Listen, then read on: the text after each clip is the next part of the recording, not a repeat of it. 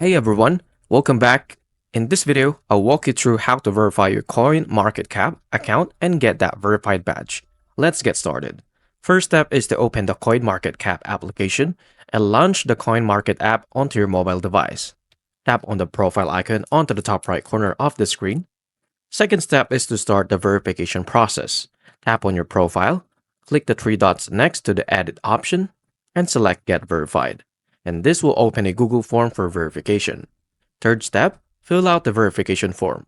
Scroll down and choose New, yet to have a verified badge, then tap Next. Select Project. From the next list of options, enter the following details. Language is US English. Second is email address. Third, your Telegram user. And the fourth is your account URL, your CoinMarketCap profile link. Step 4 is to agree to terms and submit. Bottom of the form and tap on I agree twice to accept the terms and conditions. Just simply click Submit to send your verification request to CoinMarketCap. And third, once submitted, you'll see a confirmation message indicating that your request has been received successfully. The verification process may take a few days, and you'll be notified via email or the app once your account gets verified.